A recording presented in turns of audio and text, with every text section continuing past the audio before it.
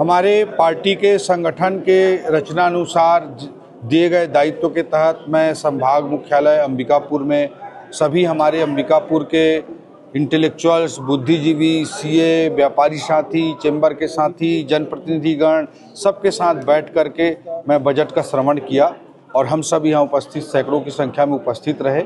और आज हमने निर्मला सीतारमण जी, देश की नारी शक्ति की प्रतीक, जिन्होंने 9वें बार लगातार बजट प्रस्तुत किया, जो भारत देश में लगातार 9 बार बजट प्रस्तुत करने का अपने आप में एक नया रिकॉर्ड है।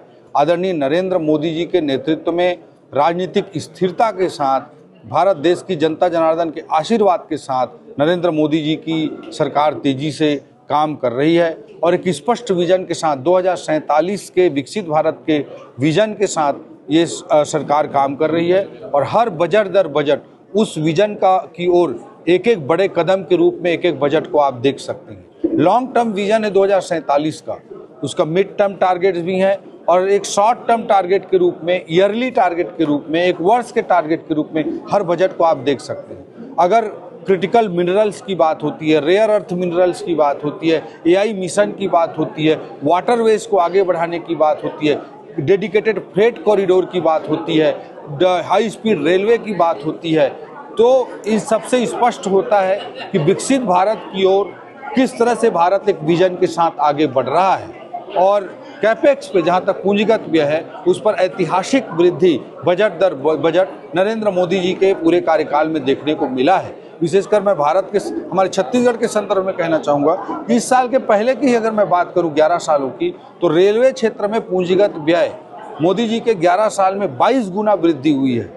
पहले 10 साल में डबल हो जाए तो 2 गुना हो जाए तो बहुत बड़ी बात होती थी, 22 गुना की वृद्धि हुई है। इस तरह के ऐतिहासिक काम विकसित भारत की ओर नरेंद्र मोदी जी की सरकार निर्मला सीतारमण जी के वित्तीय क्रियान्वयन के साथ आगे बढ़ा रही है।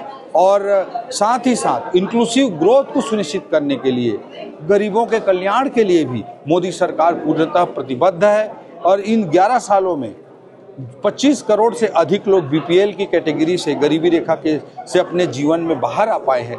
दुनिया भर की स्टडीज इस बात को प्रमाणित करते हैं। तो एक और तीव्र आर्थिक गति के साथ विकसित भारत बनाने की दिशा में सरकार आगे बढ़ रही है, वहीं दूसरी ओर गरीबी निवारण के लिए प्रयास कर रही है। और मैं इसके लिए इस तरह के शानदार बजट, दूरदर्शी बजट, विजनरी बजट, विकसित भारत के एक रोड मैप के रूप में इस बजट को देखता हूँ।